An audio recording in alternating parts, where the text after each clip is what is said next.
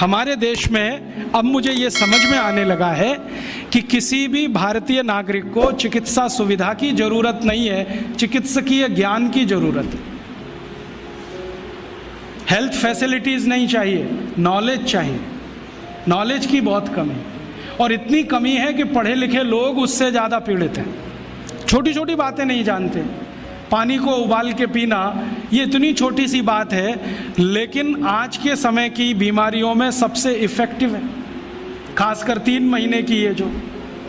तो आप उनको बता दो भैया पानी उबाल के पियो, उबाल के पानी पीने से क्या होता है वो समझा दो उनको, 10 मिनट में समझ में आ जाए। फिर उनसे कहो कि खाना खाते हो तो कुछ ये खाओ ये मत खाओ, क्योंकि दिनचर्या ऋतुचर्या जो आयुर्वेद की है ना, वो जरूर सीख लो। दिनचर्या और ऋतुचर्या जरूर सीखो, आयुर्वेद की बहुत आवश्यक है। और आपको मैं एक किताब का नाम बोल के जाता हूँ, इसको पढ़ो। भगवत गीता जैसे पढ़ी जाती है, रामचरितमानस जैसे पढ़ी जाती है, उस किताब का नाम है अष्टांग हृदय। इसका एक दूसरा नाम भी है अष्टांग संग्रह, पुराना नाम अष्टांग हृदय। ये किताब का जो स्वस्थ व्रत है ना, वो ऐसे पढ़ो जैसे आप धार्मिक पुस्तक पढ़ते हो, और उसको बार बार पढ़ो, बार बार पढ़ो तो याद हो जाएगा, कंठस्थ हो जाएगा। उसमें 2000 सूत्र हैं। ये सूत्र लोगों को बताना शुरू कर दो। छोटे छोटे सूत्र हैं, जैसे खाना खाने के बाद पानी मत पियो, स्वस्थ रहना है जिंदगी भर तो खाने के 1 घंटे के बाद पानी पियो। क्यों नहीं पिए वो आप सब जानते हो, सरल भाषा में उनको समझा दो।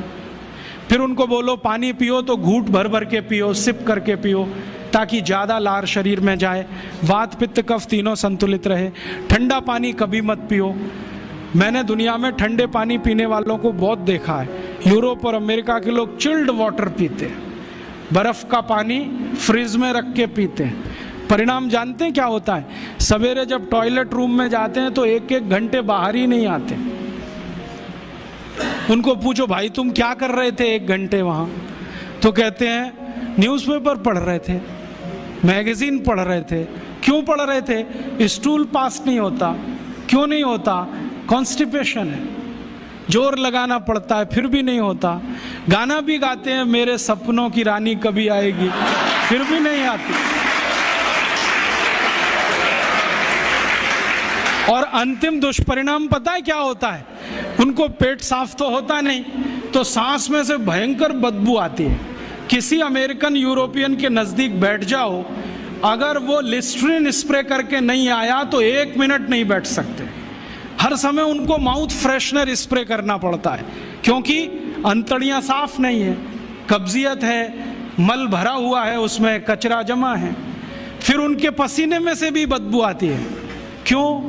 कब्जियत बहुत है। और पसीने की बदबू दूर करने के लिए डिओडोरेंट स्प्रे करते रहते हैं। और आप तो सब जानते हो कि अगर कब्जियत है तो बाल भी कड़क रहते हैं, तो उन कड़क बाल को सॉफ्ट करने के लिए क्या क्या सब करते हैं। शैम्पू लगाते हैं, शैम्पू के बाद पता नहीं क्या क्या लगाते हैं। ये सब वो जो करते हैं ना, उनकी मजबूरी है, स्टेटस सिंबल नहीं है। इसको अपने दिमाग से निकाल दो कि ये कोई स्टेटस सिंबल। तो सरल भाषा में समझाओ, ठंडा पानी पीने से ये होता है, मत पियो, समझ जाएंगे। फिर उनको बोलो सवेरे उठो तो सबसे पहले पानी पियो। फिर उनसे बोलो खाना खाओ तो बैठ के खाओ, कभी भी खाना खाओ तो पूर्व दिशा में मुंह करके खाओ, सो तो पूर्व दिशा में। ये अष्टांग हृदय में इतने अद्भुत छोटे छोटी बातें हैं तो संस्कृत में है, लेकिन अब तो उसका हिंदी भी आने लगा है। तो हिंदी ले लो, हिंदी वर्जन ले लो, इसको पढ़ो, बार बार पढ़ो, और ये जाके गांव में सबको बताओ। फिर उनको कहो देखो ये तो है स्वस्थ रहने के लिए, अब तुम बीमार पड़ो तो बताओ तुम्हारी बीमारी क्या है। ये बीमारी है तो ये दवा है, ये बीमारी है तो ये दवा है। और मेरा आपसे एक निवेदन जरूर है कि अगर आप होम्योपैथी से भी इलाज करो तो उसकी मूल दवा जरूर बता दो। उनको ये ग्रीक और रोमन नाम में मत फंसाओ। आप कहोगे जी मैं तो ऑसिमम दे रहा हूँ, ये उनको कहो ये तो तुलसी का रस है भैया, तुम्हारे घर में फूलों से बनी हुई है, आसानी से मिलती है, जयपुर में मिलती है, दिल्ली में मिलती है। भंडारी वालों को अक्सर ऑर्डर दे के रखो, हमको इतनी भेजो। उनको जो पता चल गया कि आप प्रचार के लिए कर रहे हो तो मुफ्त में भी दे देंगे आपको।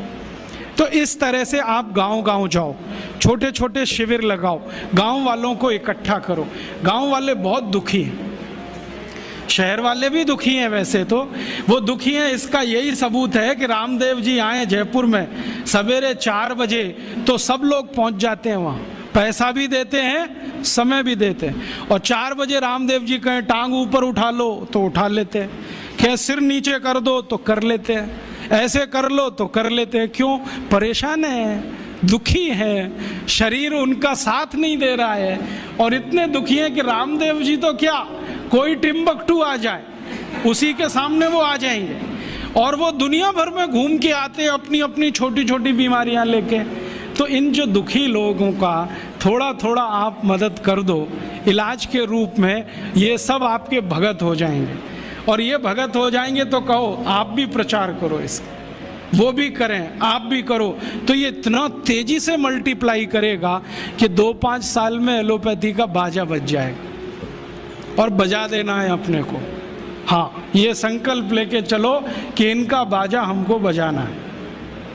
मैं बहुत जल्दी एक टीवी चैनल शुरू करने जा रहा हूँ एलोपैथी का बाजा बजाने के लिए। इनकी सब पोल खोलनी है मुझे। हाँ, इनकी इतनी पोल हैं मेरे पास, कम से कम 1,500 से ज़्यादा डॉक्यूमेंट्स हैं जो एलोपैथी के गंदेपन को सिद्ध करने वाले हैं, इनकी निकृष्टता को सिद्ध करने वाले हैं। ये कितने अनसाइंटिफिक हैं वो बताने वाले हैं, कितने डॉगमेटिक हैं वो बताने वाले हैं। मेरे पास ऐसे बहुत इंटरव्यूज हैं बड़े बड़े डॉक्टरों के, वो कहते हैं कि हम कोई डायग्नोसिस नहीं करते, तीर मारते, लग गया तो ठीक, नहीं तो तुक्का। और वो कहते हैं हम तो एक ही सिद्धांत पे काम करते हैं, trial and error, trial and error, देते जाओ गलतियां करते जाओ, देते जाओ गलती, भले मर जाए पेशेंट उसमें।